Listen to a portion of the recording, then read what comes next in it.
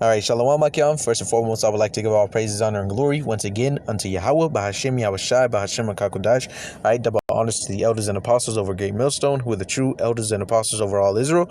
All right, this is Brother Yahweh with another lesson. Okay, and as you can see from the title of this video I'm about to play, it says global food shortages begin. U.S. grocery store chains are preparing for worst case scenario.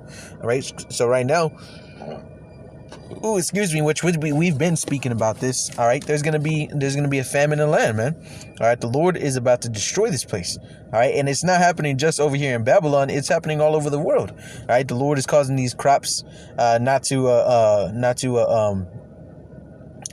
grow. Okay, He's causing more sun than rain to come out, which we know the soil needs rain in order for their crops to grow, man. All right, these farmers, and farmers been telling people, hey, we're gonna run out during the winter. It's gonna be the harshest winter we've had. We're running out of food. Our crops aren't growing. Okay, and now you see it's gonna become a big deal because we're coming into that time, man, of winter, to where there's not gonna be able to be any more crops that are grown, which there wasn't really any of the crops that were grown this year at the beginning, man. All right, so this is all going to come upon Babylon, aka America, and it's going to be a beautiful thing to see whenever this place is finally taken down, man. Because right now you have people who are gluttonous, I believe it's pronounced, but they're gluttonous, man. They're always eating. They wake up, 3, 4, 5 o'clock in the morning, and what do? They'll go to McDonald's, get them a Big Mac or a sausage biscuit, with the Dr. Pepper on the side or a Coke on the side. All right, they're so used to being able to go to the grocery store, go to the food chains, all right, wherever they go, and get food whenever they would like, man. Which is why people were freaking out at the beginning of the pandemic. All right, was because they were like, man, we're running out of food, this and that. They went to the store, they were buying everything, toilet paper, food. They were buying all the canned goods, man, stocking up. But and after they realized, the pandemic isn't that big, now another pandemic is going to hit, but it's not going to be a pandemic of disease. It's going to be a pandemic of food, man. A pandemic of food shortages, should I say. Okay. So it says right here, I'm going to read the description real quick and I'm going to play the video. It says the head of the UN World Food Program repeatedly warned us that we would soon be facing famines of biblical proportions. That's right, man. The Lord is not playing, man. Of biblical proportions. This is all spoken about in the Bible, man. All right, but people don't want to listen, which is okay. We know that the ones who need to hear it are going to hear it. All right, which is going to be a beautiful thing, because the only ones that are going to be straight in that day are going to be the men of the Lord, the house of the Wad, the house of the beloved. Okay, which are the elect, the 144,000 men of the nation of Israel, which are you so-called Negroes, Latinos, Native Americans, and the 1/3 of that nation as well, of Israel. Okay, so it says, and his predictions are now starting to become a reality. We have already seen food riots in some parts of Africa, and it isn't too much of a surprise that certain portions of Asia are really hurting right now. But I have to admit that I was kind of shocked when I came across an article about the hunger crisis that has erupted in Latin America.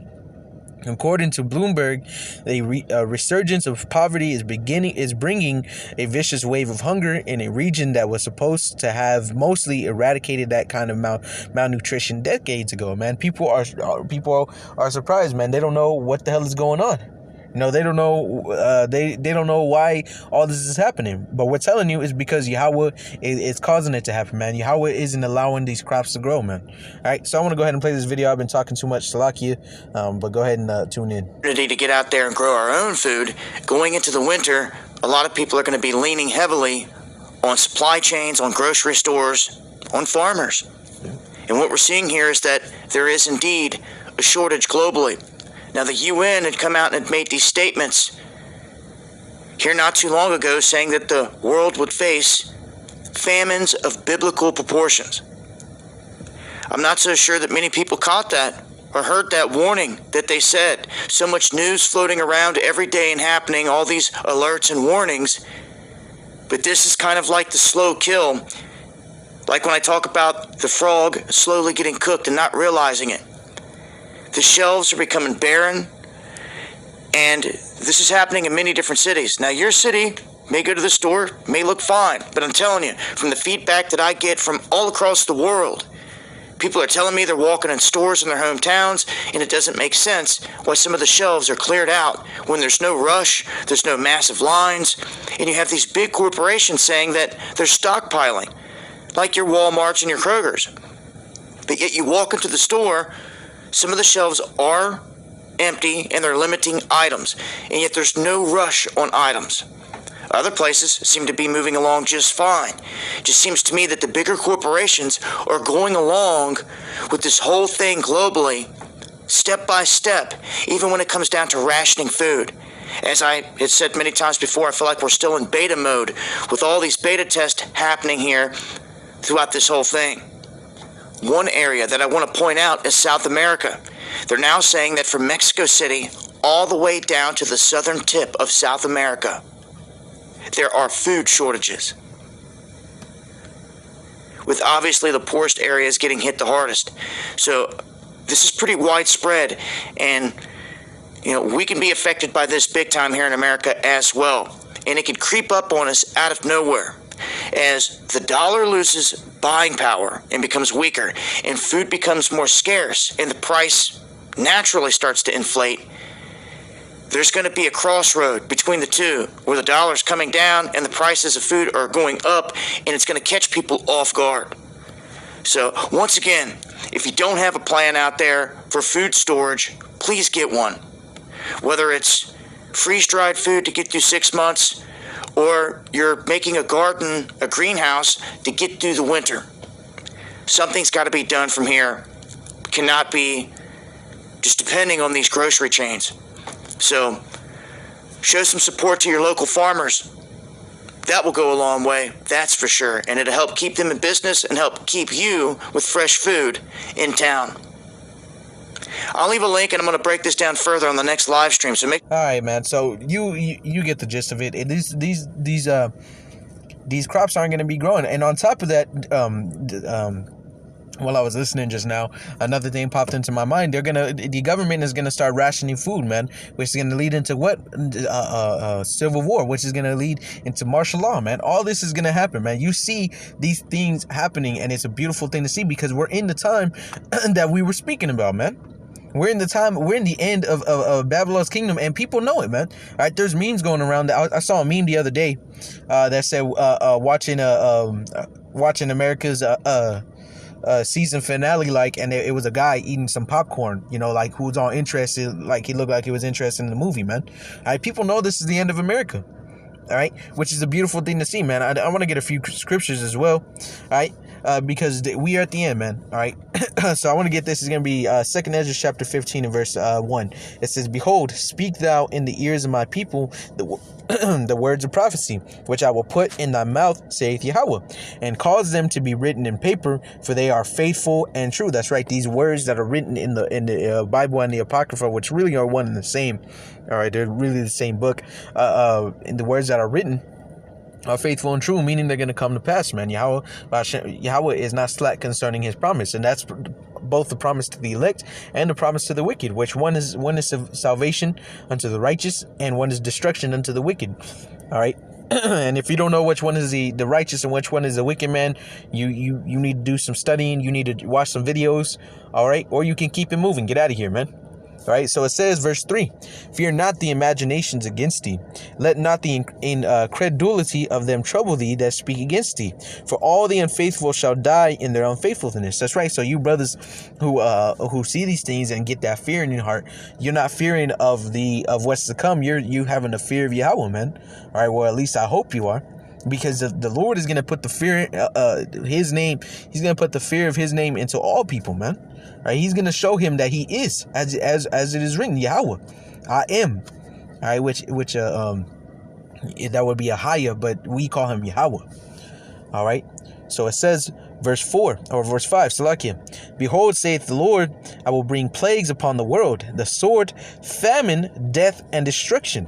For wickedness hath exceedingly polluted the whole earth, and their hurtful works are fulfilled. Therefore, saith Yahweh, I will hold my tongue no more as touching their wickedness, which they profanely commit, neither will I suffer them in those things in which they wickedly exercise themselves. Behold, the innocent and righteous blood crieth unto me, and the souls of the just complain continually. That's right. All the Jake, even if they're wicked in this life, that were killed in this life, going up back, their soul, their spirit going back up to the Most High, are complaining and wanting the destruction of this place, man. All right, and that's written. The soul of the saints, which are also the just, you can call the saints the just as well, which are the righteous, are complaining unto Yahweh continually to wreak vengeance upon this place, man, for all the wickedness that has been coming out of it. All right, and it's not just gonna happen here in Babylon, aka America. All right, it's gonna happen globally. But here in Babylon, this is the main source, man. That's gonna be destroyed. All right. But the whole world is gonna fear Yahweh's name, man. All right, and how is He gonna cause that to happen? Through us, through His men. Lord willing, we're part of that number. All right. So it says, continuing in verse 8, it says, behold, or verse 9, Salakia, and therefore saith Yahweh, I will surely avenge them and receive unto me all the innocent blood from among them. That's right, because it doesn't matter, all right, if Jake right now was wicked or not. All right, it doesn't matter, because Yahweh is gonna avenge all of Israel, man. He's gonna avenge all of Israel. Moreover, the elect. All right, but ultimately he's gonna avenge the whole nation. All right, which real quick that leads me to a quick precept. It's gonna be the book of Ezekiel. I believe it's chapter 36. So like here. Ezekiel 36 and verse 1. It says, also, thou son of man, prophesy unto the mountains of Israel, and say, ye mountains of Israel, hear the word of Yahweh. Thus saith the Lord Yahweh, because the enemy hath said against you, aha, even the ancient high places are ours in possession. Therefore prophesy and say, thus saith the Lord Yahweh, because they have made you desolate and swallowed you up on every side, that ye might be a possession unto the residue of the heathen, and ye are taken up in the lips of talkers, and are in infamy of the people. Therefore, ye mountains of Israel, hear the word of the Lord Yahweh. Thus saith the Lord Yahweh to the mountains, and to the hills, and to the rivers, and to the valleys, and to the desolate waste, and to the cities that are forsaken, which became a prey and derision to the residue of the heathen that are round about. So he's talking to all the heathens, man. All right, and specifically who? The Edomites, the red Hebrew Edomite, the so-called white man. Okay, it says verse 5, therefore thus saith the Lord Yahweh, which it keeps saying the Lord God, which is in all capitals. All right, we know this is Yahweh speaking. That's why I keep saying the Lord Yahweh. It says, surely in the fire of my jealousy have I spoken against the residue of the heathen, and against all Idumea. That's right, it points out Idumea, all right, which would be in the Greek translates to Edom. All right, so it says, and against all Idumea, which have appointed my land into their possession with the joy of all their hearts, with despiteful minds to cast it out for a prey. That's right. So with the joy, he says, my land into the possession with the joy of all their heart. That's right. They took us. All right, they took our land. All right, with joy in their heart, man. They were excited and they were happy to see us at the bottom, man. All right. So and they casted it out for prey, man. And you see it happening, man. All the heathen nations, all right, have built their kingdoms and their nations off of the blood, sweat, and tears of you Israelites, man. You so-called Negroes, Latinos, and Native Americans. All right, especially over here in Babylon, aka America, man. This whole place was built up off of the blood of the innocent. So it says, verse 6, prophesy therefore concerning the land of Israel, and say unto the mountains, and to the hills, and to the rivers, and to the valleys, thus saith the Lord Yahweh, behold, I have spoken in my jealousy and in my fury, because ye have borne the shame of the heathen. That's right, we have borne the shame of the heathen, being trannies, faggots, all right, homosexuals, all right, being wicked. We're now our people are now the face of being gay. Okay, they're the face of being thugs, gangsters. All right, they're the face. Somehow they made you the face of the coronavirus. All right, the COVID-19. All right, they made you the face of all things wicked. All right, so it says, verse 7, therefore thus saith the Lord Yahweh, I have lifted up my hand, surely the heathen that are about you, they shall bear their shame. That's right, these heathens, all these curses that were put upon us are going to be translated over to the heathens.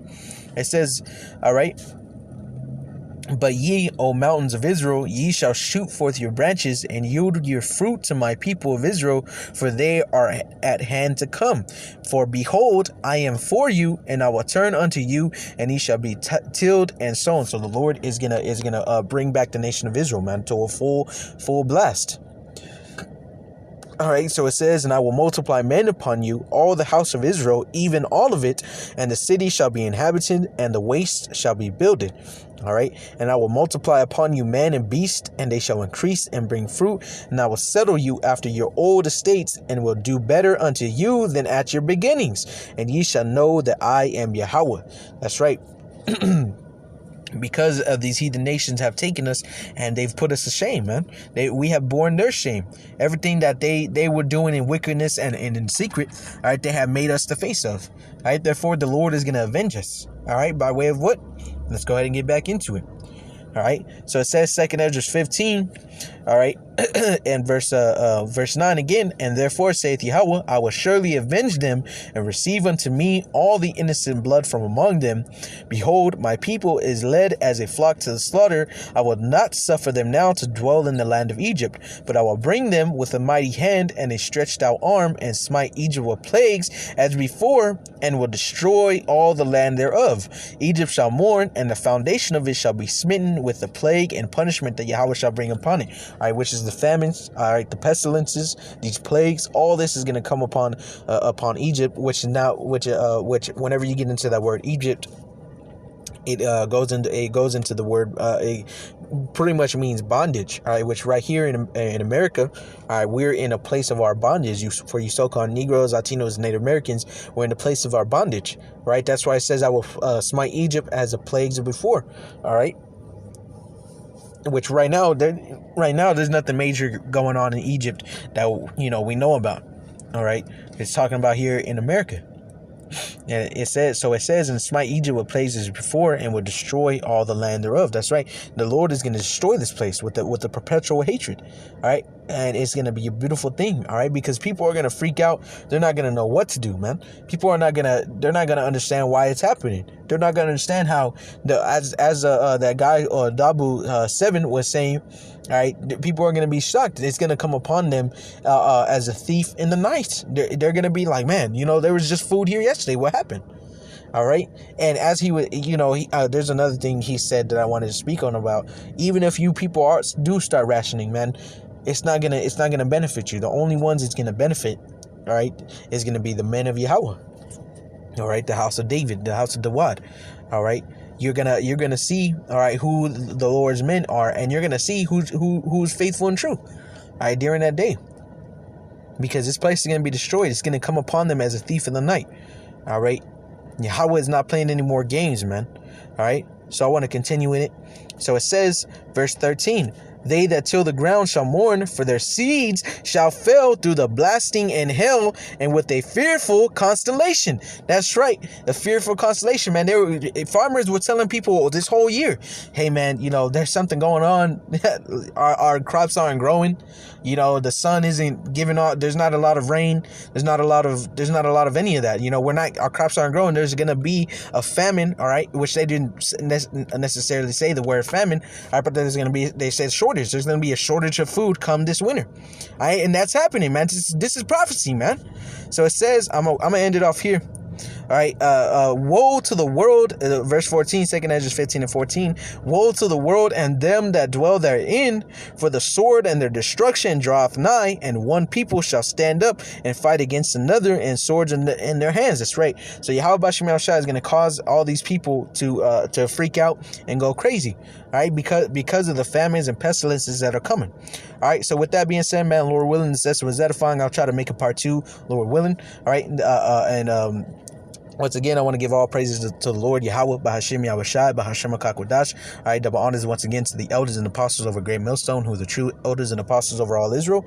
All right, until the next time I say Shalom.